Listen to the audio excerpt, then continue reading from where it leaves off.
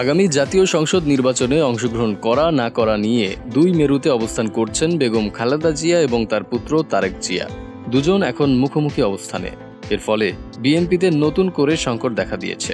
বেগম খালেদা জিয়া এবং তারেক জিয়ার এই দ্বন্দ্বের পরিণতি কি হবে এ নিয়ে উদ্বিগ্ন বিএনপির অনেক নেতা। বেগম খালেদা জিয়া মনে করেন, বর্তমান বাস্তবতায় বিএনপিকে নির্বাচনের ব্যাপারে মনোযোগী হওয়া উচিত এবং আগামী জাতীয় সংসদ নির্বাচনে যদি বিএনপি অংশগ্রহণ করে তাহলে বিএনপি চমক দেখানো ফলাফল লাভ করতে পারবে। আর আন্দোলন করে যদি শেষ পর্যন্ত নির্বাচন বন্ধ না করা যায় বা তত্ত্বাবধায়ক সরকারের দাবি আদায় না করা যায় তাহলে বিএনপি ক্ষতিগ্রস্ত হবে।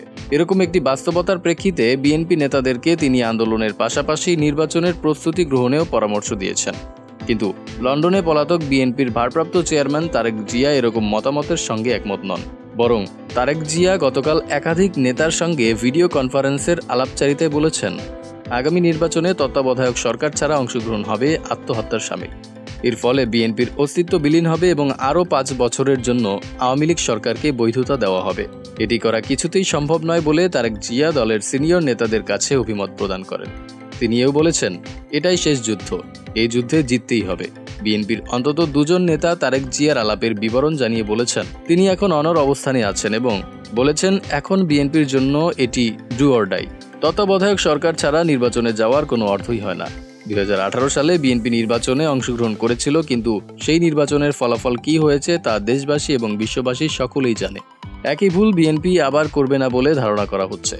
তারেক জিয়া বরং এক দফা আন্দোলন দ্রুত শুরু করার তাগিদ দিয়েছেন বিএনপি নেতাকর্মীদেরকে। তারেক জিয়ার মুখপাত্র হিসেবে বিএনপির মহাসচিব মির্জা ফখরুল ইসলাম আলমগীরও বলেছেন, তারা খুব শীঘ্রই এক দফা আন্দোলন শুরু করবেন। চলতি মাসেই আন্দোলনের ঘোষণা দেওয়ার কথা বিএনপির, কিন্তু সেই আন্দোলনের রূপরেখা কি হবে, তত্ত্বাবধায়ক সরকারের অবয়ব কি হবে সে সম্পর্কে বিএনপি এখনও কিছু বলেনি। বিএনপি 3 মাস ধরে বলছে তারা তত্ত্বাবধায়ক সরকারের একটি রূপরেখা ঘোষণা করবে, কিন্তু সেই রূপরেখা এখন পর্যন্ত ঘোষণা করা হয়নি। তাছাড়া গত 4 মাস ধরে বিএনপি বিভিন্ন রাজনৈতিক দলগুলোকে সঙ্গে নিয়ে একটি যুগপৎ ঘোষণা দেবে বলেও জানিয়েছেন, কিন্তু সেই ঘোষণাও এখন পর্যন্ত আলোর মুখ দেখেনি। এমনকি যুগপৎ আন্দোলনের জন্য যে 22টি রাজনৈতিক দলের সঙ্গে লাগাতার বৈঠক করা হয়েছিল সেই বৈঠকের ফলাফলও এখন পর্যন্ত দৃশ্যমান নয়। সবকিছু মিলিয়ে মাত্র 3 মাস সময়ের মধ্যে সরকারের বিরুদ্ধে বড় ধরনের আন্দোলন বিএনপি করতে পারবে কিনা এটা নিয়ে সন্দেহ সংশয় রয়েছে। বিএনপির কোনো নেতা বলছেন, তারেক জিয়ার জেদের কারণেই বিএনপিকে আন্দোলনে যেতে হচ্ছে। বিভিন্ন সূত্র বলছে, তারেক জিয়া চেয়েছিলেন সরকার সরাসরি তাদের সাথে রাজনৈতিক সমঝোতা করুক এবং তার মাধ্যমেই সবকিছু ফয়সালা হোক। আর এই কারণেই তিনি এর আগের ব্রিটিশ রাষ্ট্রদূতের মাধ্যমে আওয়ামী লীগের কাছে প্রস্তাবও পাঠিয়েছিলেন। হামলার মূল পরিকল্পনাকারী তার সাথে আওয়ামী লীগ কোনো আলোচনা করবে না।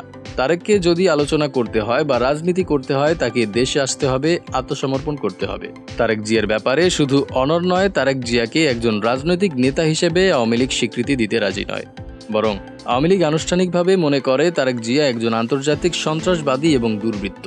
এদিকে তারেক জিয়াও সরকারের বিরুদ্ধে অনড় অবস্থানে যেতে চাইছেন, কিন্তু খালেদা জিয়ার অবস্থান এখন অনেকটা নমনীয় এবং তিনি কৌশলগত কারণে নির্বাচনে যাওয়ার পক্ষে।